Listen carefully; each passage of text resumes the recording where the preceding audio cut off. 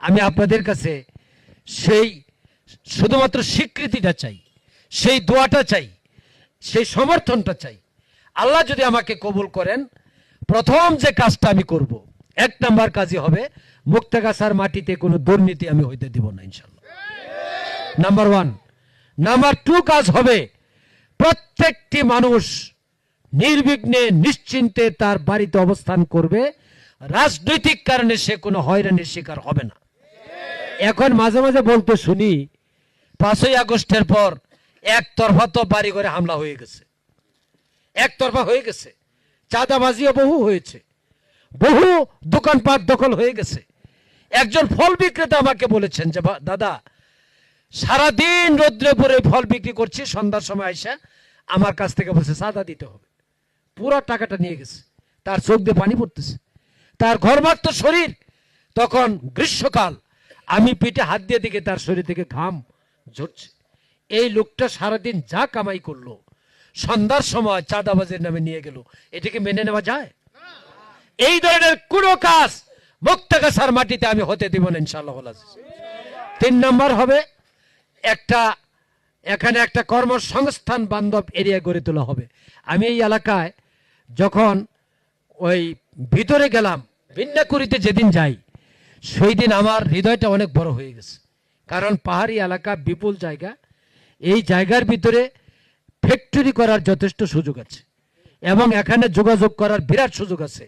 পার্শ্বে তো যমুনা নদী এবং সাইড দিয়েই মধুপুরের পরে এই বড় যে কমিউনিকেশন, উত্তরবঙ্গ এবং এদিক দিয়ে পূর্ববঙ্গ যোগাযোগ করার ব্যবস্থা। এখানে যদি একটা ইন্ডাস্ট্রি হয়, এই ইন্ডাস্ট্রির মাধ্যমে 1000 লোকের কর্মসংস্থান হবে। এটা হবে এখানকার যুব সমাজ। আমি চাই এই এলাকায় একটি কর্মসংস্থান বান্ধব কর্মসংস্থান সৃষ্টি করে যুবকদের এখানে ব্যবস্থা করার জন্য, যাতে কোনো যুবক বেকার না থাকে ইনশাআল্লাহ। এরপরে শিক্ষা প্রতিষ্ঠান, রাস্তাঘাট যতটুকু হয়েছে আর একটু বাড়াইলেই এই রাস্তায় দাঁড়াই থেকে আরেক গাড়িকে সাইড দেওয়ার দরকার হবে না, কারো জমিও নষ্ট হবে না। কোনো জমি যদি কারো নিতে হয়, সরকারি রেট অনুযায়ী তার যে মূল্য, সেই মূল্য তিনি পাবেন।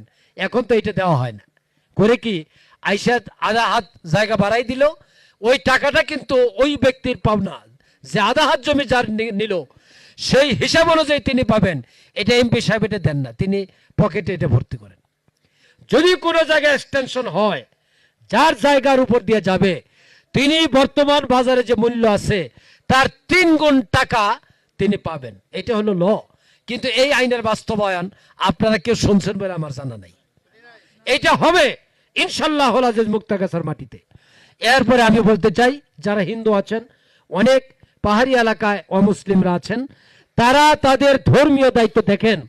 বাংলাদেশে একটা ধর্ম মন্ত্রণালয় আছে, এইটা শুধু মুসলমানদের জন্য না, এটা হিন্দুদের জন্য। কিন্তু অমুসলিমদের জন্য কোনো বরাদ্দ সেখান থেকে দেওয়া হয় না, কারণ ওই টাকাটা অমুসলিমদের চাইতেও পারে না, বলতেও পারে না। এই টাকাটা ধর্মীয় উৎসব যখন হয়, কিছু টাকা দিয়ে বাদ বাকিটা পুরোটাই এই মন্ত্রণালয়ের যত জনশক্তি আর এমপি এরা আছেন সবাই এই টাকাটা মেরে দেন। আমি বলছি, ধর্ম মন্ত্রণালয়ের বরাদ্দকৃত টাকা প্রত্যেকটি ধর্মীয় ব্যক্তিদের হাতে পৌঁছে দেওয়া হবে, 1 টাকা কেউ আত্মসাৎ করতে পারবে না।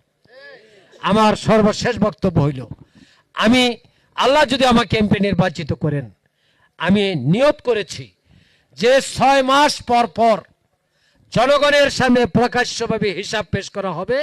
এই 6 মাসে সরকারের অনুদান এটা ছিল, এই খাতে এই ব্যয় হয়েছে, এত টাকা খরচ হয়েছে, এত টাকা পেয়েছি, এত টাকা উদ্ধৃত আছে, এই টাকা রাষ্ট্রের ব্যাংকে জমা আছে। এই ধরনের হিসাব 6 মাস পর পর আমরা দিব।